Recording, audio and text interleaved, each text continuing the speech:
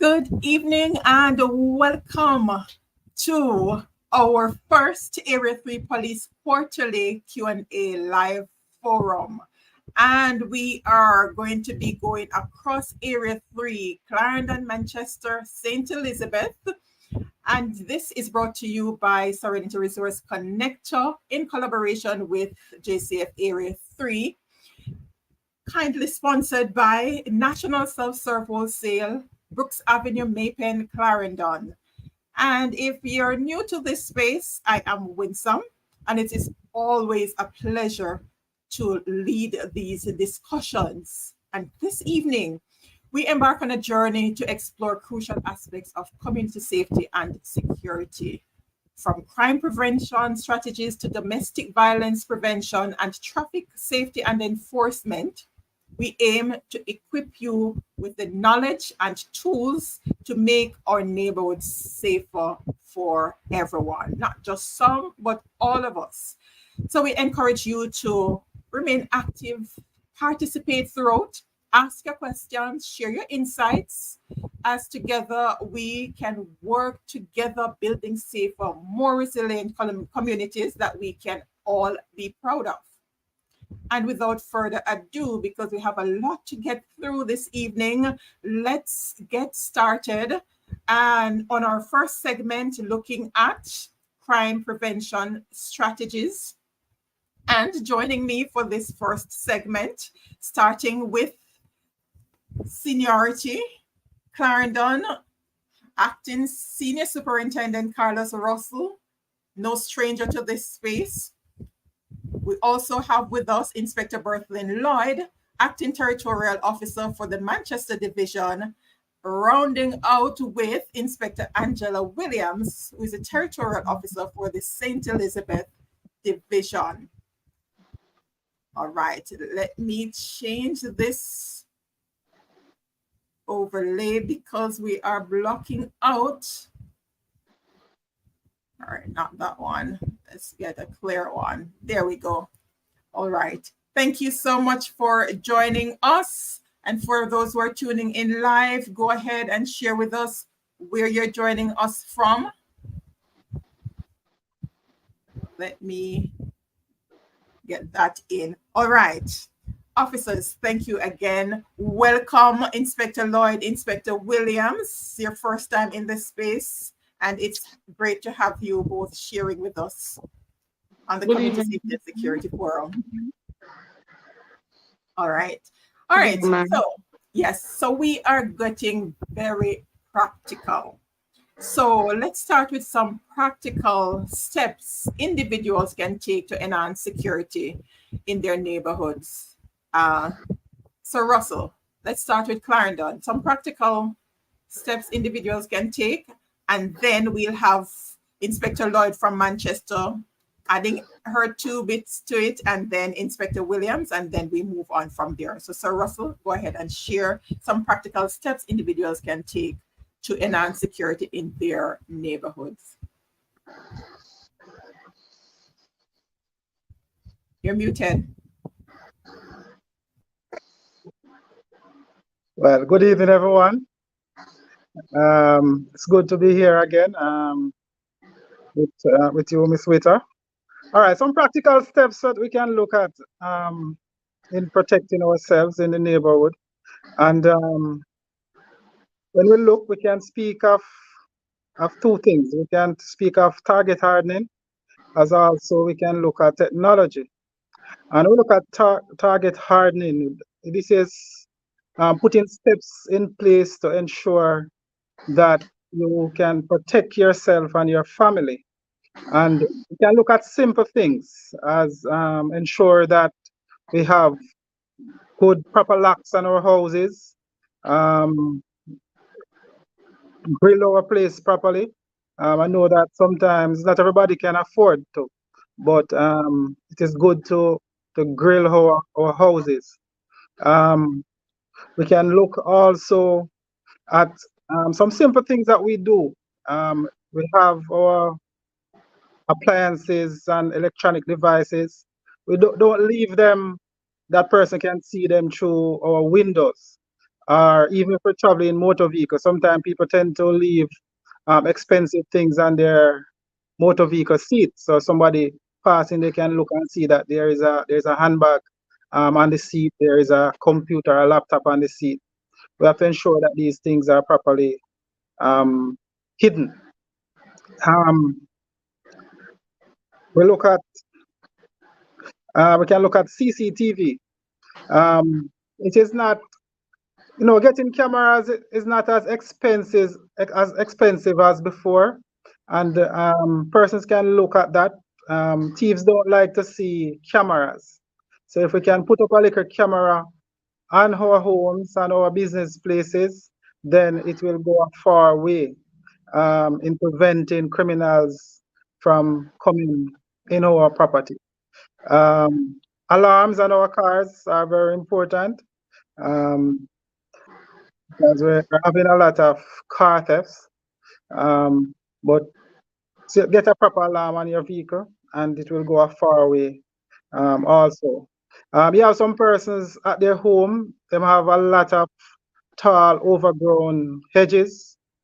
I want a better word, say tall bushes around their property.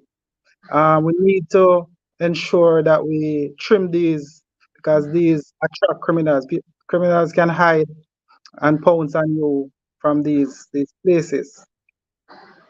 Um, Even our online activities, persons like to post when they are out, when post whatever they are doing. These can just alert criminals that look, we are not at home, we won't be home for a couple of days. So we need to be careful what we put on social media and so forth. Um, so these are some practical stuff. It is not exhaustive, but those are some stuff that we can look at. All right. Anything to add, Inspector Lloyd?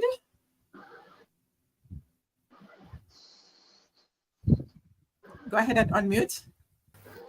Good evening, everyone. Thanks for having me. SSP Russell has alluded to the installation of CC cameras, but for the persons who do business, they can have their cameras added to the Jamaica Eye system that are in the space so that the cameras can be monitored by the police. We encourage persons to form neighborhood watch groups in their communities so that neighbors can be neighborly and look out for each other. Statistics have shown that where there are active neighborhood watches, the crime are very low. Persons are encouraged to have proper lighting around their premises, and also the bushing of open lot, especially those that are near to your premises, ensure that they are properly bushed. And we also encourage persons to mark their furnitures, have their own individual markings that should in case their properties are broken into.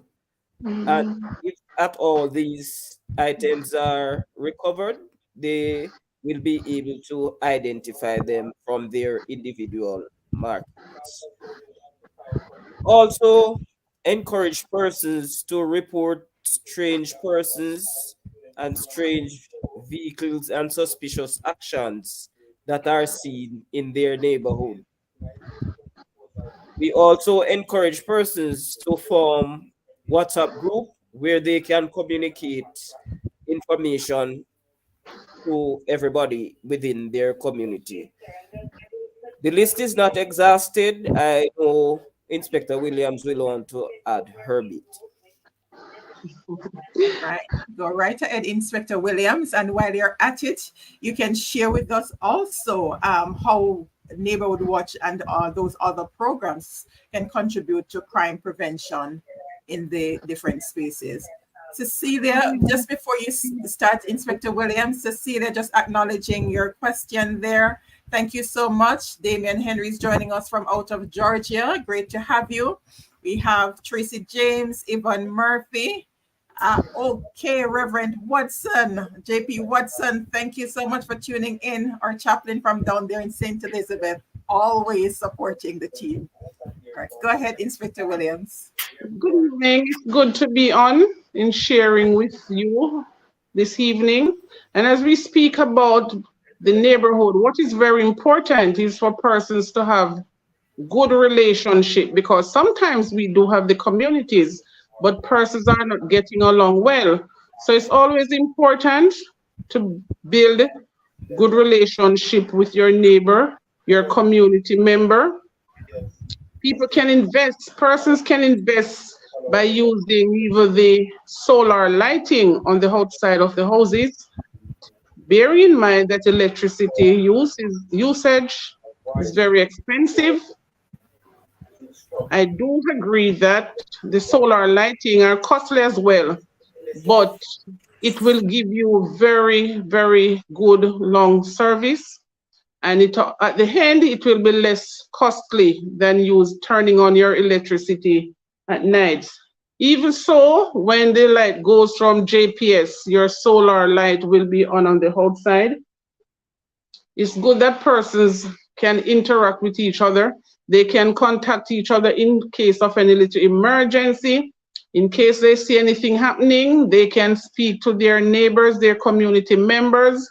Sometimes they might even see suspicious persons in their space, not knowing who the person might be, and they can always communicate with their neighbors who may confirm whether or not those persons are known.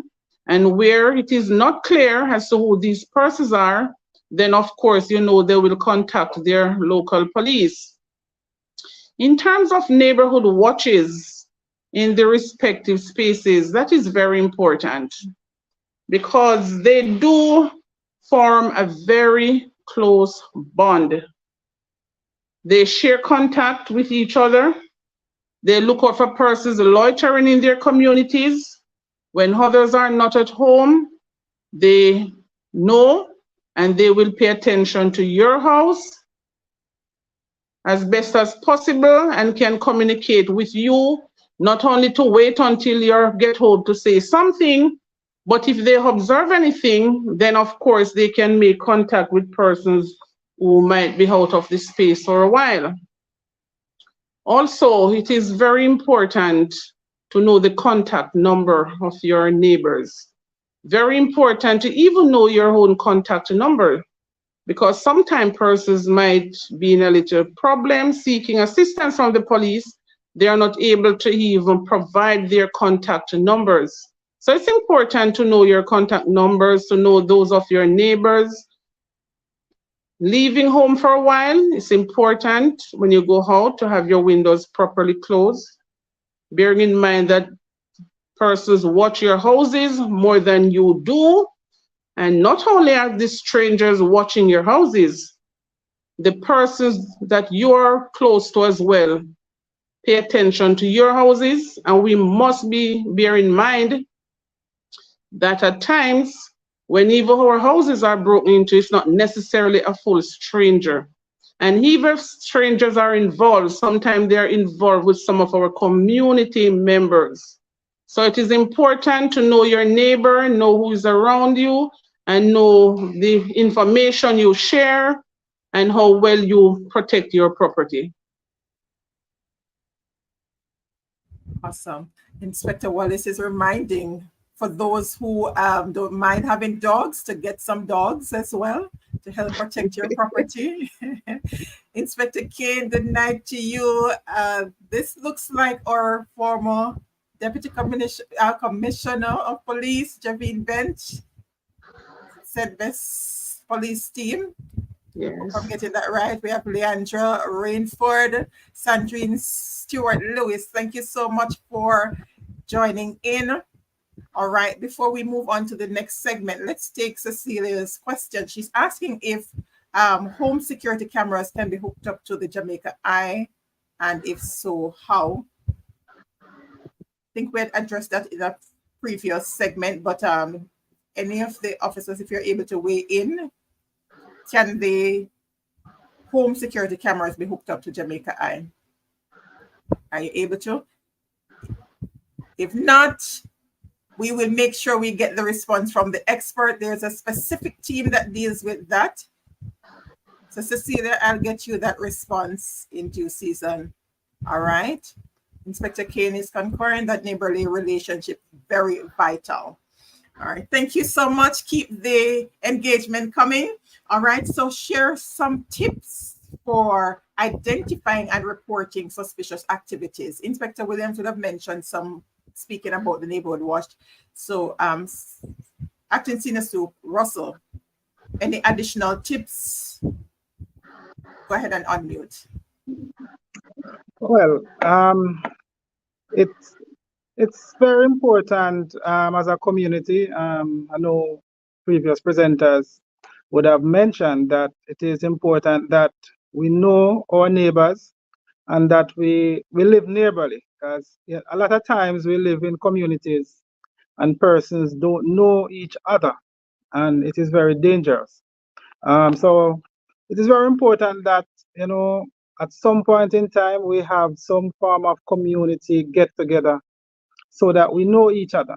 So when we see persons in our community that we don't know, it is important, especially if these persons look suspicious, it is important that we contact the police and ask the police to check these persons out.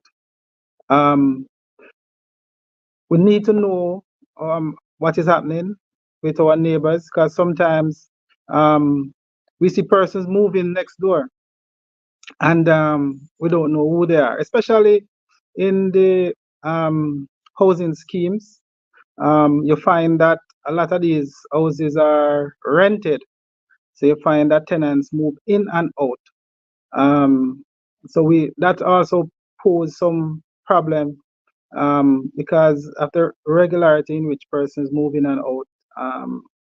It is very difficult sometimes to keep up with our neighbors. But as citizens, we have to be interested in what is happening in our community. We need to know the landlords, and it has to be, some system has to be put in place so that whenever a tenant is moving out, then the president of that community is alerted and know that, look, there's a change of tenant at lot so and so, so that we know what is happening. We have seen over the years that criminals, they move into some space and they are living there for months and years, and these are sometimes wanted persons. So we have to be very vigilant in what is happening in our community, and it is very important that we stay connected with the police and report things that are looking suspicious to us. Thank you. Inspector Lloyd, any final thoughts on that?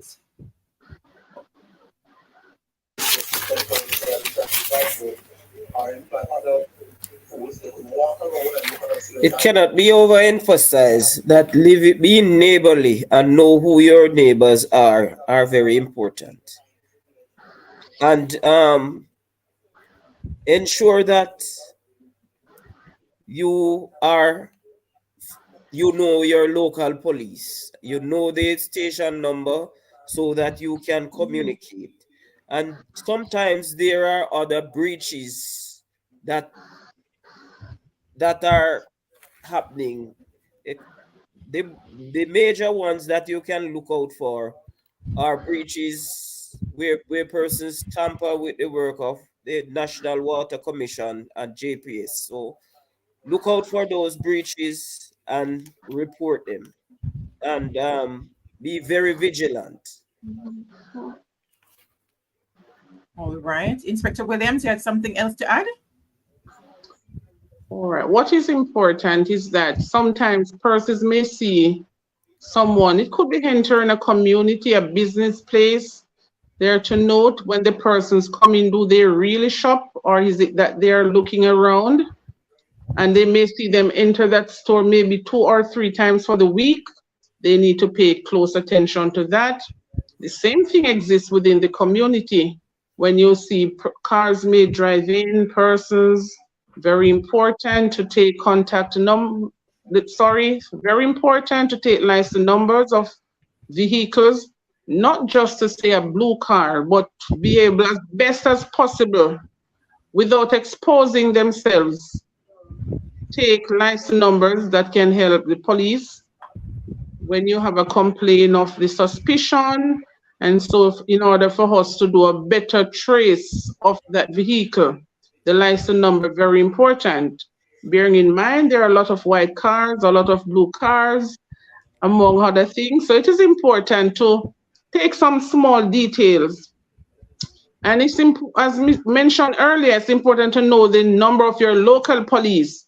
And I'm sure everyone knows a police officer that you can have his or her personal number, that if there's something happening or you observe certain thing, you can send a message or make a call.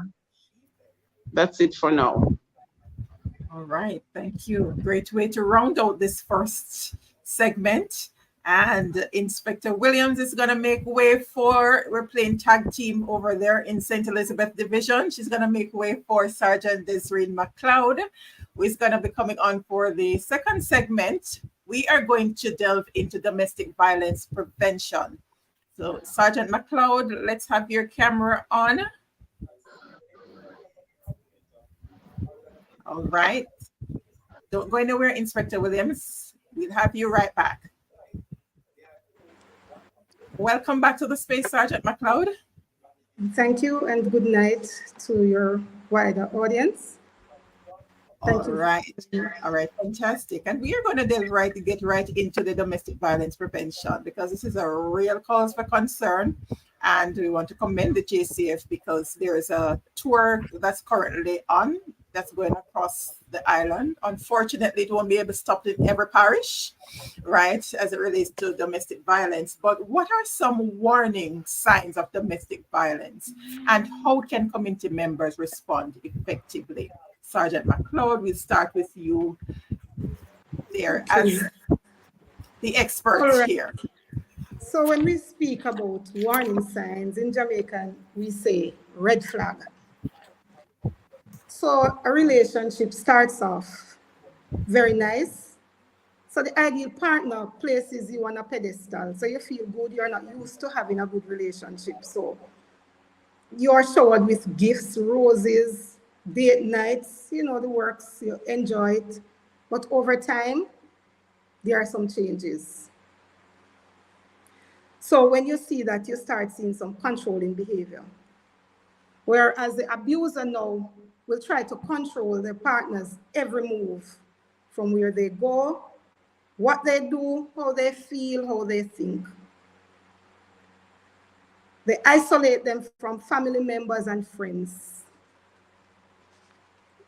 They monitor their phone calls. They want to know who they were talking to, who they had a conversation with today. They want to monitor your text messages, and those signs you did not see them before. The abuser now becomes moody. You know, the mood changes without warning. So the partner starts developing this level of fear, the eggshell. So whenever the partner is coming in, entering that household, you don't know what to expect, so you start walking on eggshells. Those were the signs that were never there. The partner, the abuser, constantly criticizes their partner. They tell them how to dress, tell them about their size. They start looking at you through different eyes. They don't want to see you fat or too slim, because you may want to go to the gym to tone up, but they don't like it. Instead of saying they don't like it, they start telling you that, no, this is not, you're in Jamaican term, you're maga and you're swarthy, and they use some terms, so you start feeling less than themselves. And at times too, they become aggressive. They slam the doors. They don't want to start doing the hit, so they slam the doors. They throw stuff, hit the wall. You know, they pull the cushion. They do things. They start tearing at themselves. So those are some warning signs. How community persons can respond effectively. You know, we can get persons involved in community groups. So you form your neighborhood watches, church groups, your police, youth clubs, because you have to involve these young people. CDCs, you educate persons on domestic violence, let them know that violence in general is not okay. It is unacceptable, and that is no behavior that anyone should display. We encourage community members too, when they know of persons being abused, you know, report it to the relevant agencies, the ones that the persons can get help. Do not gossip about it. Do not tell your friends or your neighbors, or you call somebody and you tell them. It does no good at all to the victim who is actually suffering. And sometimes the gossip can cause even further harm to a victim.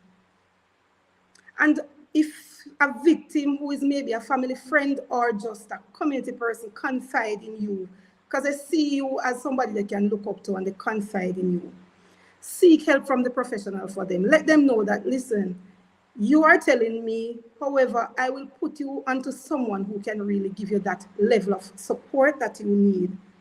No one else has to know about it. So it's not a community business. You don't walk and tell the entire community about it. So those are my few pointers for the red flag or the warning signals when it comes on to domestic violence. All right, very real.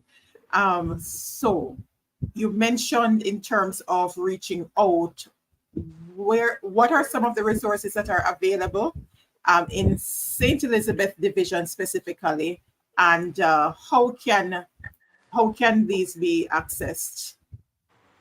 All right, so for resources, most times persons will know about the police station, even though we know persons are apprehensive. When it comes on to reporting to a police, persons want to step back.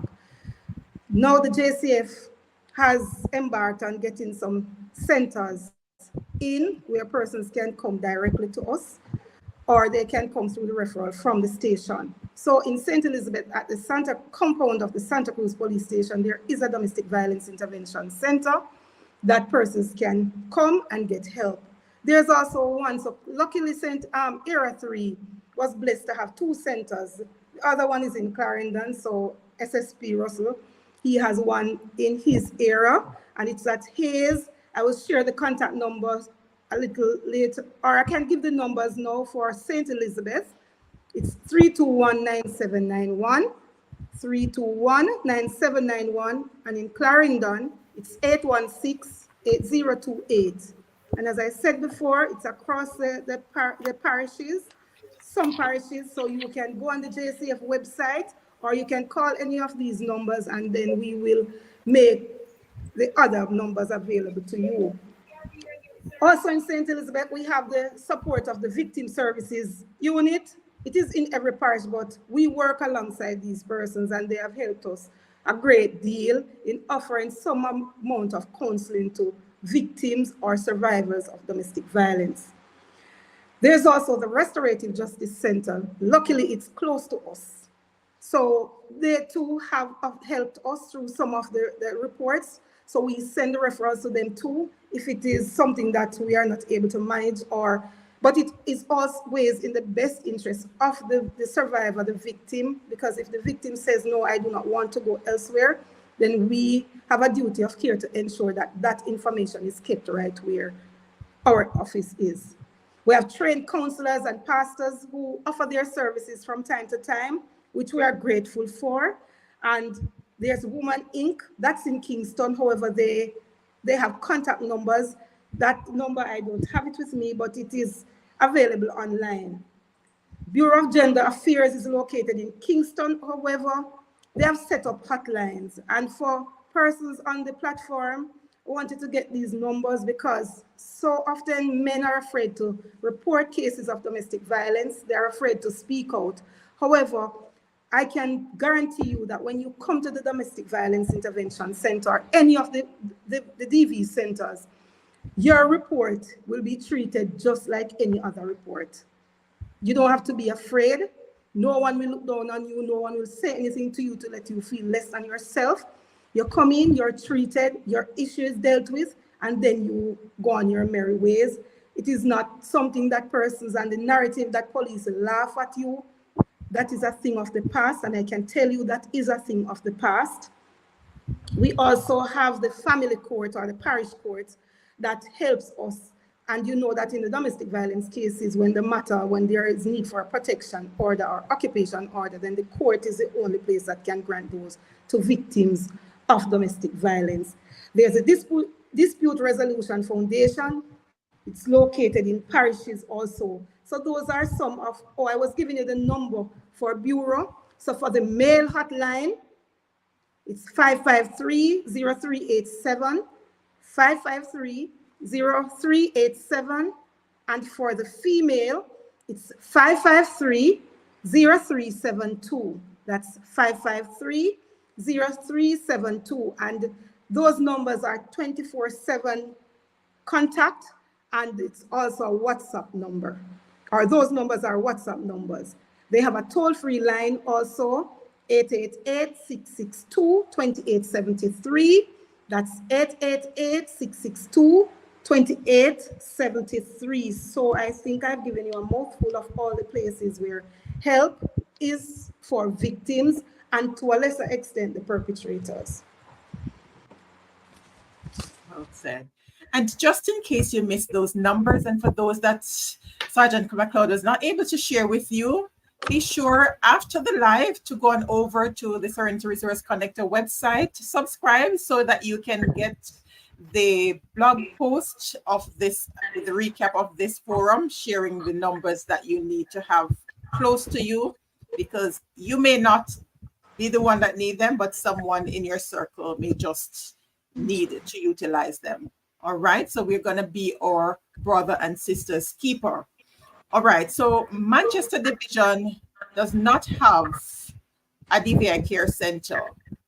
In the event you have incidents like these, Inspector Lloyd, how is that addressed in Manchester?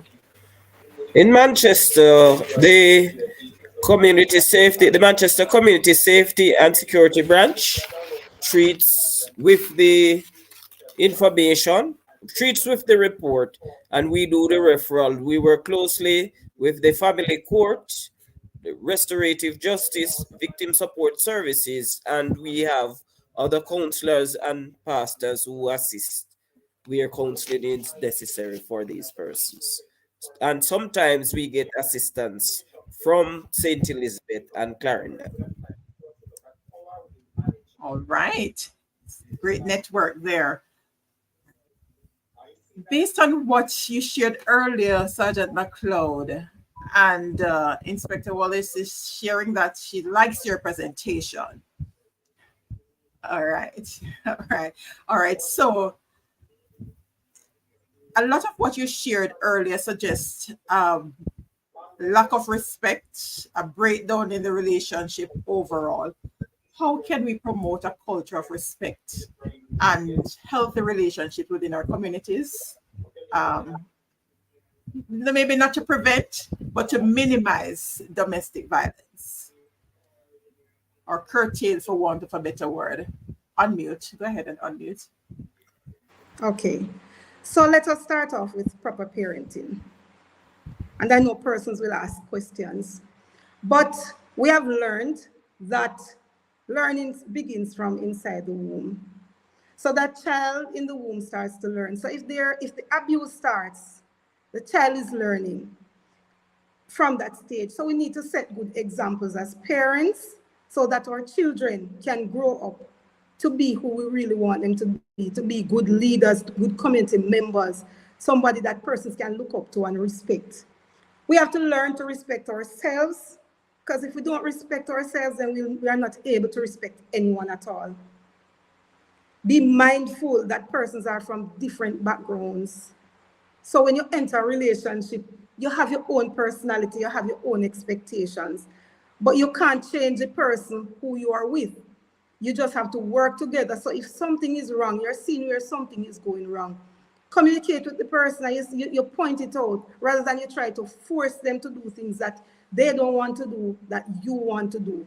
So that is we are going to have a breakdown in the relationship right there. You have to learn to talk about your issues. No matter how simple it seems to you, it may be a mountain to the person that you are dealing with. So you have to learn to talk about it. Let them understand where you are at, how you feel, and then you listen. So you can't be the one to just talk and say how you feel, but you don't want to listen to the person. Because maybe the person needs a little help, a little push to change. However, because they are set in their ways, because you want to change me, so I'm setting my ways and I don't want to. No, communication is the key in any relationship. And if you can't communicate properly, then the relationship may as end well. You leave and start somewhere else. You have to create, or we have to create this culture of change. We grew up here in the community, oh man, it is okay for men to have multiple relationships. But the minute the lady starts talking, not necessarily a relationship, but the community people see the lady one evening coming and somebody help her with a bag. And they call the partner to say, I see such and such. So guess what? Even if this person, and I won't even direct it at a lady, because when it comes down to domestic violence, it can happen to anyone. So the perpetrator can be a female or a male. So whatever I'm saying, it goes for both ways. So this person will call, and then you have this issue arising. So even if the person needs some help, no one will want to help for fear of what might happen. Going through your situation, seek help. Don't be too big, or don't be afraid, because the only way you can get help is if you seek help. If nobody knows about what you're going through, then you can't get any help. So seek the help. And it is not help that you have to put out to everybody, or you walk and tell everybody. Find at least one person you can confide in and seek the help. There are some persons in your community. You can look up to your pastor. It may be a teacher. It may be even a youth leader.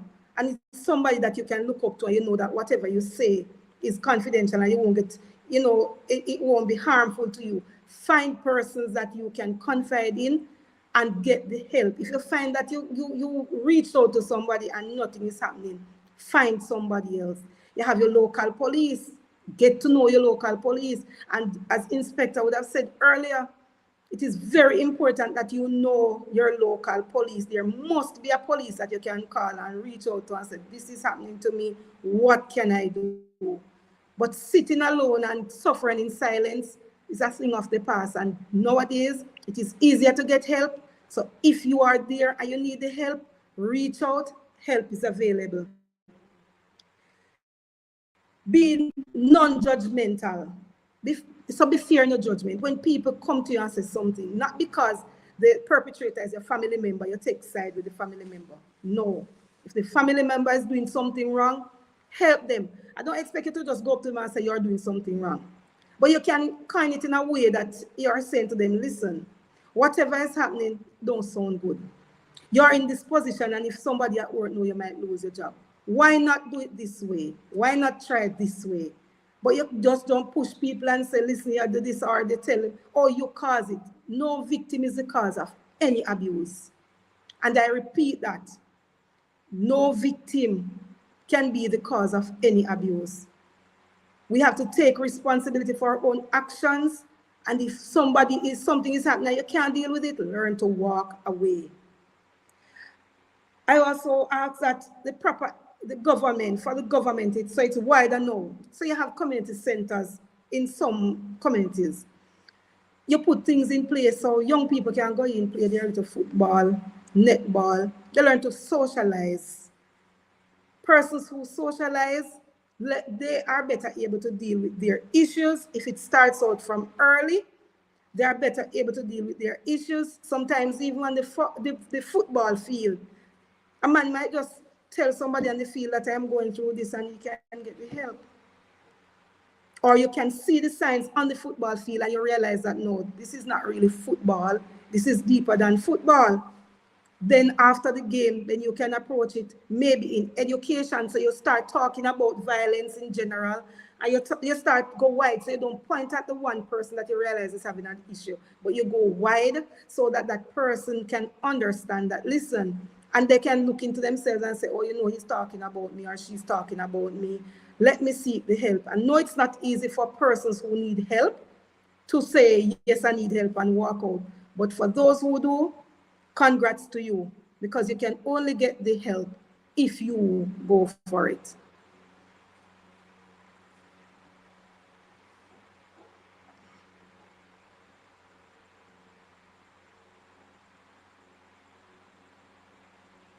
Well said. We're going to have a recap of all of that so you can be able to share near and far. Thank you so much, Sergeant McLeod, for those really timely reminders as we continue to seek to be more community friendly and to help others as we make the transition throughout this life that was not meant for us to do alone, but with others, right?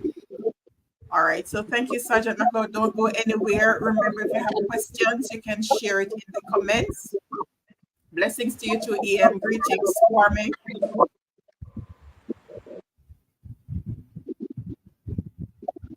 All right. Tamara Forster is emphasizing no victim is responsible for the perpetrator action. Well said, Sergeant McLeod. All right, thank you so much. SSP Russell, you wanted to share something on this before? Go ahead and unmute. Right. Well, domestic violence is real, and over the years we have seen many murders and homicide that has resulted from domestic violence. It was last week we here in Clarendon would have had a homicide in which a common law wife would have stabbed and killed her common law husband during a domestic dispute. So it is an issue and something that we will have to address. However, there's a deeper root though. I think that we'll have to have a serious culture change as it relates to domestic issues. You know, we still have communities that persons believe that men beating up on women is something natural. We still have women in today's society who are saying that if men don't beat them, they don't love them. So we are having a serious culture problem that need to be addressed. And if it is not addressed, then we are going to continue to have these issues. We here in Clarendon have been doing a lot of work in the communities, and the CSS has also the DV Center. As mentioned before, we have a DV Center in Hayes. There is also one that should be open soon in the Dembe area at the Sisoka One Stop Center. It is not up and running yet, but we are presently identifying persons to staff that office there. But once we get wind of incident of domestic violence, then we move straight at it and we push them straight into the DV center and we start to get counseling for them. But the community will have to play their part. There are a lot of incidents of violence that are happening in the communities, and neighbors and community members are aware of it and they know of persons who are being abused, but they play a blind eye.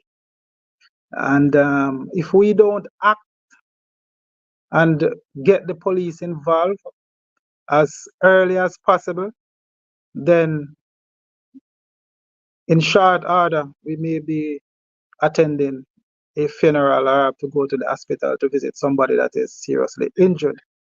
And we don't want to wait until it reaches that stage. So we are saying to the community members, the neighbors, that they need to play their part in having these matters resolved because they knew about it. So instead of laughing or making jokes and fun, we need to get the police involved so that these matters can be resolved. That's it from me. Thanks. Thank you for that. All right, we have a question here from Tamara. Is there any safe house in the Area 3 division for victims of domestic violence? I know the woman gender affairs, they have safe houses in different areas. The problem is these houses are very confidential. Not even the police know where these houses are. So when, for example, if a female is being abused and she needs to be moved out, then we contact them. They will come, take these persons to the safe houses, but we don't know where the safe houses are. So there could be many houses here in Area 3, but we don't know where they are. Understandably so. All right, very important point, Sergeant McLeod, a gentle reminder that the children who are exposed most times will become abusers themselves. All right, thank you so much. And Inspector Lloyd, do you have anything to add on the domestic violence before we make the transition into the other segment? Sure. Sometimes the children are affected by domestic violence, and sometimes when they go to school and they have this disruptive behavior, the teachers don't take the time to really honor what is the cause. Sometimes they just put them aside without doing a proper check to see exactly what is happening, because most of the times we have some referrals of children who have been in situations where they are either victims or witness persons being abused, and then it tends to affect them emotionally and otherwise. So we encourage persons to take the time out, and neighbors who knows of situations where persons are being abused, they need to become intrusive and speak out so that the persons can get help. Because sometimes persons are in abusive situations and they are afraid of speaking out, because sometimes they tend to cover up the situation, and it is only when we have that situation where we have the murder or persons becoming seriously injured that the police are aware. So the neighbors sometimes have to help us to help those persons who are being abused. And we encourage the persons who are aware of children being abused to encourage the persons to allow these children to get help, because more often than not, this is why they have these disruptive behaviors in this classroom. Thank you for that reminder. All right, the poor teachers have their hands full. All right. Tamara has a comment here. It would be greatly appreciated if, when a victim of domestic violence is making a report at the station, that it is not done at the station guard area, but in a private area. Any comment on that? Are we aware if is there a specific system in place? Is there a standard? Is it a situation where some stations are not adhering to the standard? What's the situation? Sir Russell? Well, all reports that are made at the station, especially in a domestic nature that is confidential, persons are to be taken to a private area so that other persons are not hearing what is happening. Some stations are designed in a way where you have cubicles that provide privacy, but not all stations are there as yet. But the police are supposed to take these reports to ensure that persons' confidentiality is secure, so that their business is not broadcast to other persons.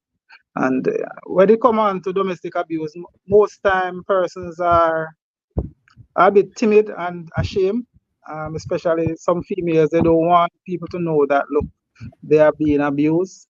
So we always encourage our officers to deal with these matters in private. All right. So where that is not being upheld, you, Tamara, point it out so that we can work with the police to have it fixed. Thank you so much, Sergeant McLeod.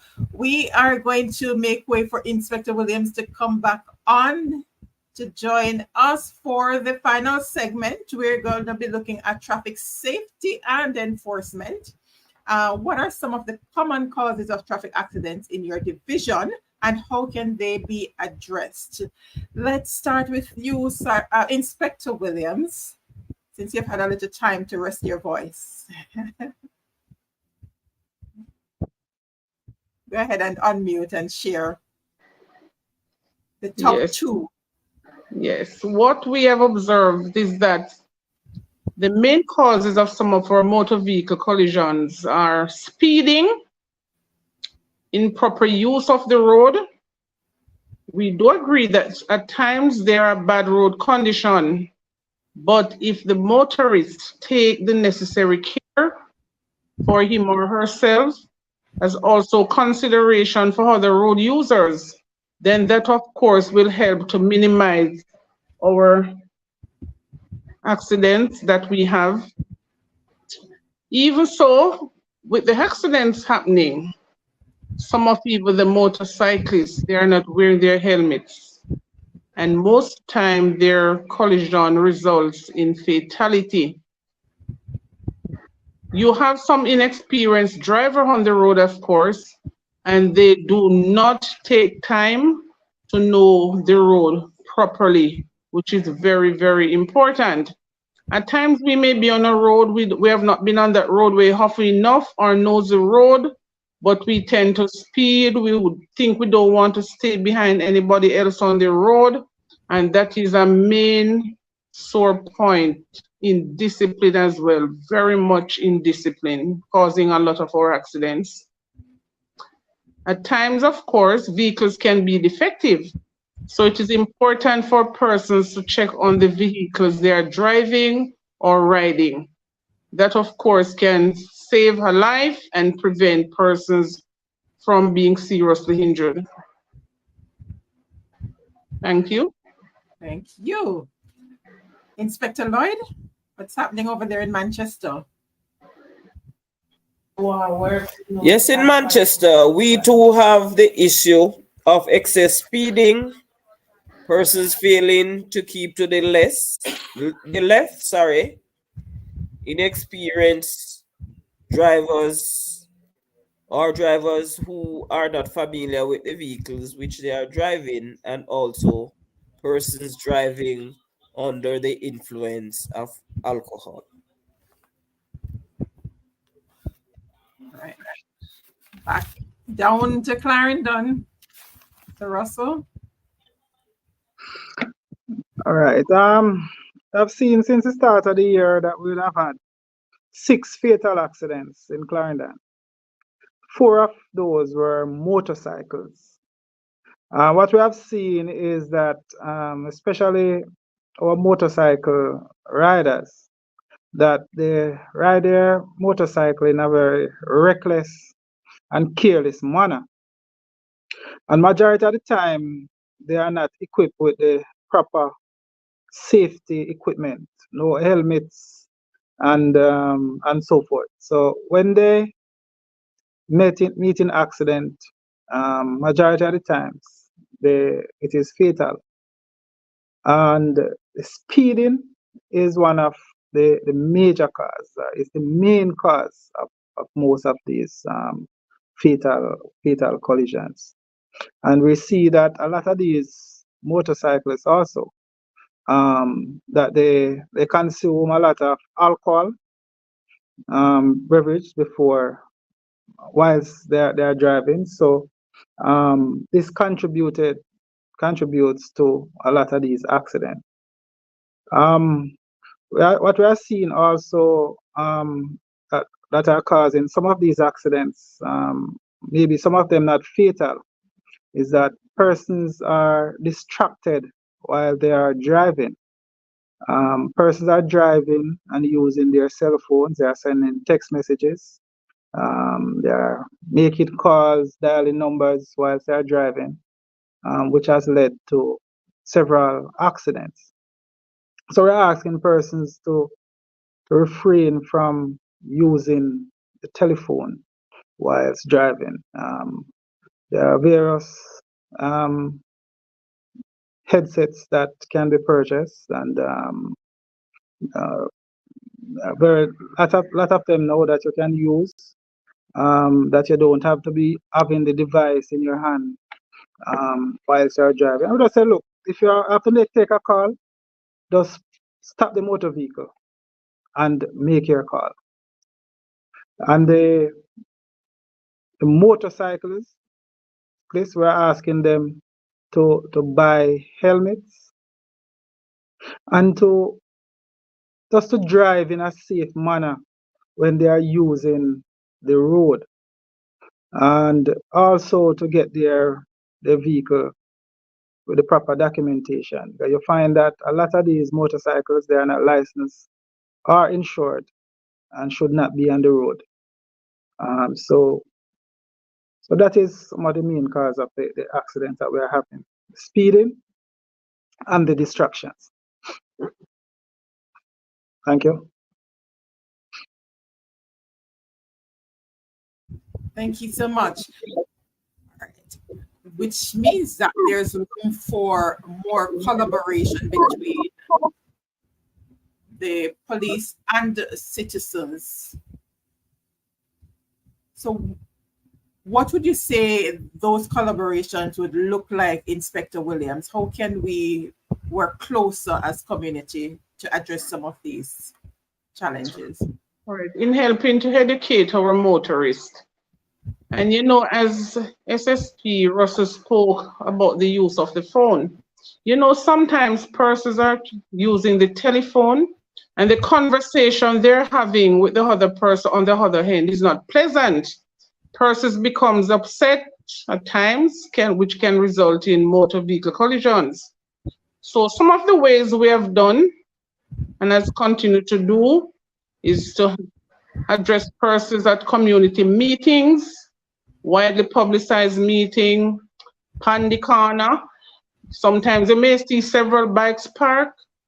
The persons are there, and the police, you can stop and have a little chat with them and discuss the proper use of the road, as also the safety gear that they're to use, which is very important.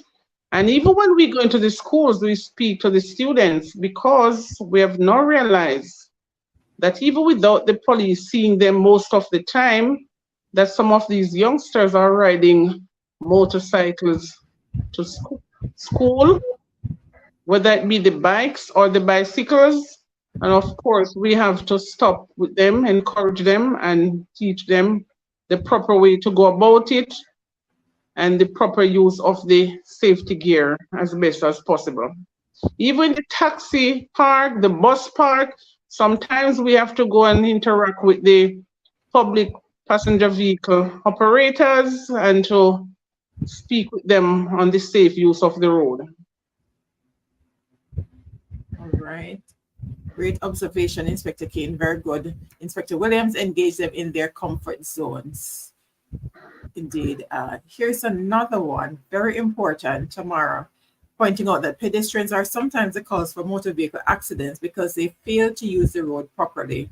Example, cross anywhere on the road, thus a vehicle might have to swerve and there is a collision. Might not be very regular, but it does happen, and it could happen even more often if the motorists are not alert, because I've seen some situations where people are just casually walking across the main street and the vehicle is supposed to stop and wait for them to go across. So thank you for that, Tamara.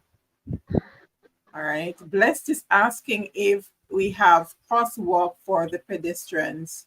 Do you have crosswalk for the pedestrians? Those are usually given attention what's happening across divisions. I know for Clarendon, I've seen them receiving regular maintenance. If there are areas that are without them, then we can always reach out. What's the proper channel that they reach out to, Inspector Lloyd, from Manchester, if they're missing? The municipal corporation and the national works agencies are the agencies that are responsible for ensuring that the crosswalks are in place. All right. Thank you so much for sharing that. And Tamara is indicating that crosswalks are in Mandeville. People just fail to use them. You're right, because we see it. The crosswalk is just less than 2 feet down the road, and they are crossing just above or below that. So we there's another avenue for the public education.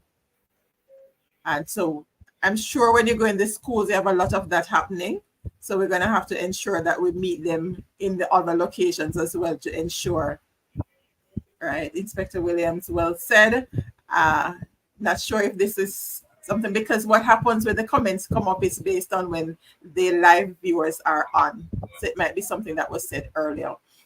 All right, anything else in terms of collaboration that we can, viewers, remember you can share if you have ideas as to how the police can engage with citizens to improve in these areas. Go ahead, SSP Russell.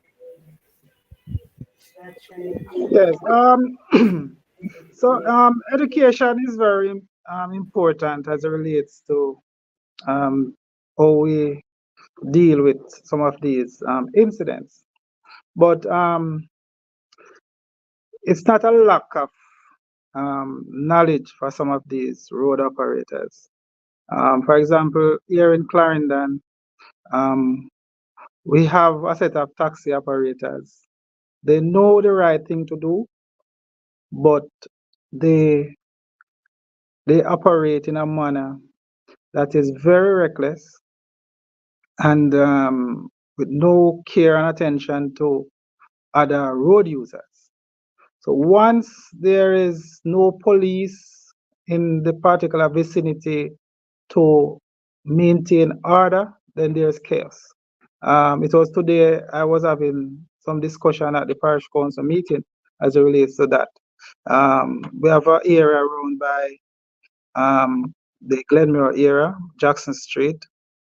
Once the police is there, then things are orderly.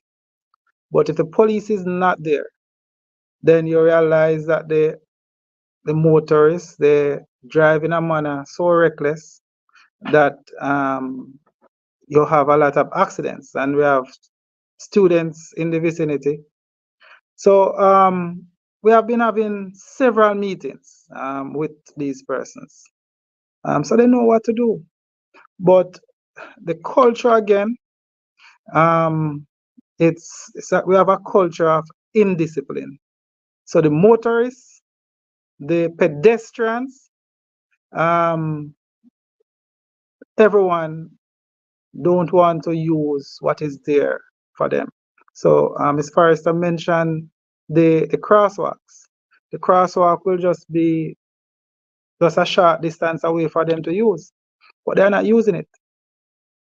They just cross anywhere they feel like, and a vehicle is supposed to stop for them.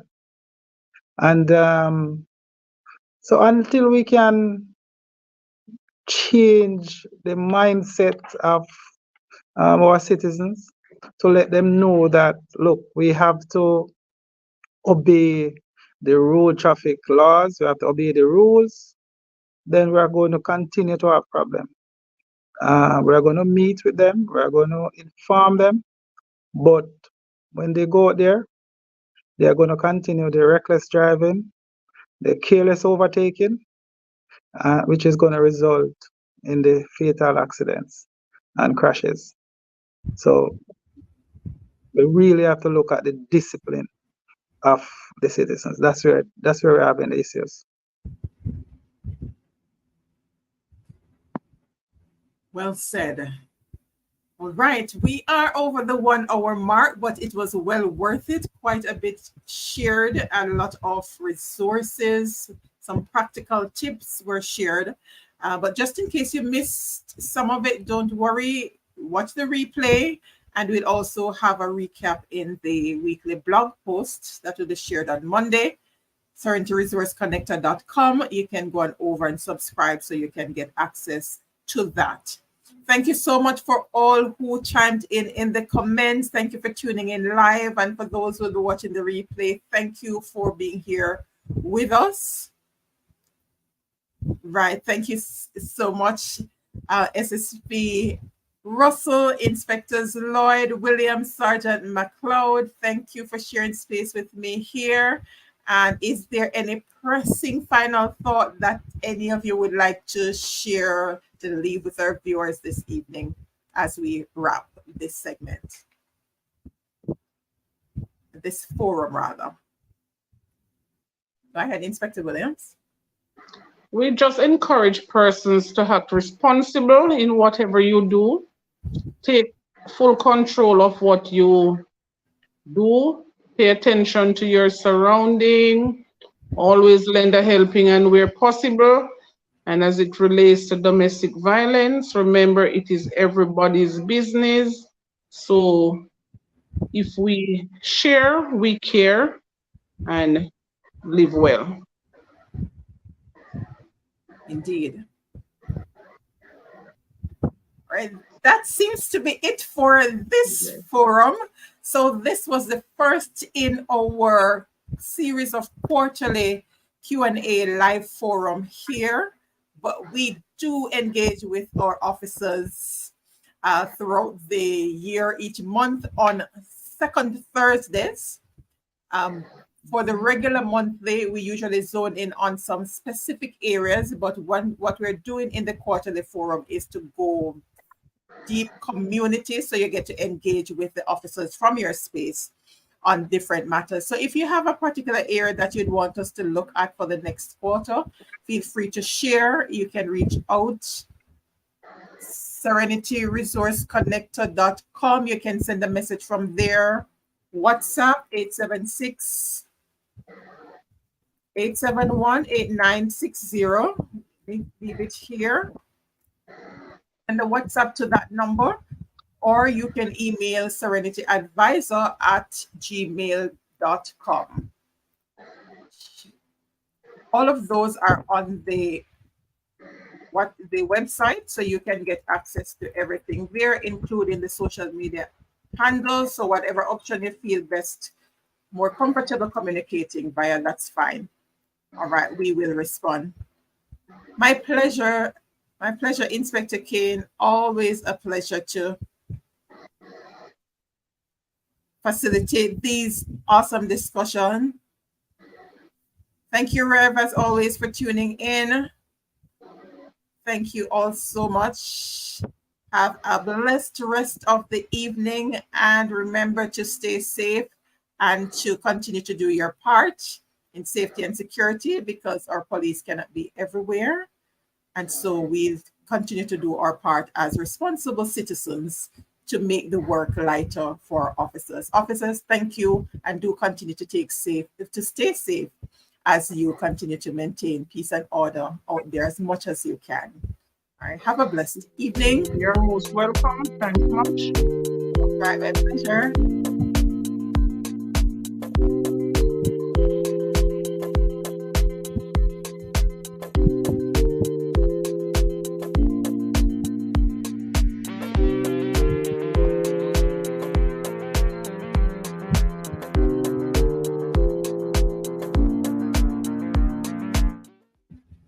Thank you all so much. Some comments here. Well done, officers. Excellent forum. Great session.